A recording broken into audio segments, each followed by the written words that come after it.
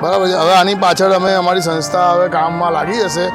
જે બી આ નાની મૂર્તિઓ છે, આ ફોટા છે, આ બધું અમારી સંસ્થા લઈ જશે અને આનું વિધિપૂર્વક આનું આયોજન કરી અને આપણા પર્યાવરણ પાણીના નુકસાન ના કરે એના માટે એક સારી એવી યોજનાથી આનું નિવારણ લાવી શકીએ એ રીતના કામ છે। અમે લોકો હમણાં આજે 28 તારીખે જે કરેલી એમાં આ બધી મૂર્તિઓ નીકળેલી છે, બરાબર છે। આ પાણીમાં ગુલવાની નથી, માટીની હોય તો થઈ જાય। આ ફ્રેમ બી એમાંથી નીકળેલી છે, બરાબર છે। પછી આ બી આમાંથી નીકળ્યું છે।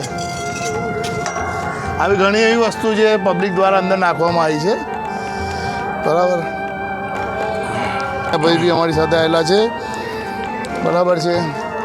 આ બી એક પ્લાસ્ટિકની મૂર્તિ છે।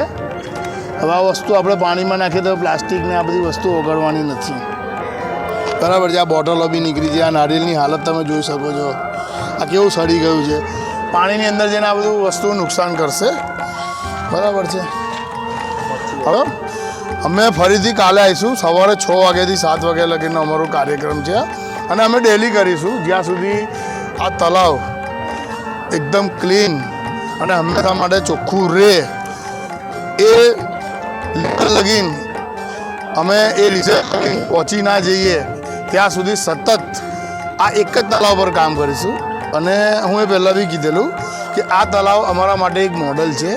આની માટે અમને ભલે 6 મહિના વર્ષ બી લાગી જશે તો બી અમે આ જ તળાવનું કામ કરીશું। અને એક મોડલ બનાવ્યા પછી એક મોડલ બનાવ્યા પછી અમે આનું કોપી પેસ્ટ કરીશું,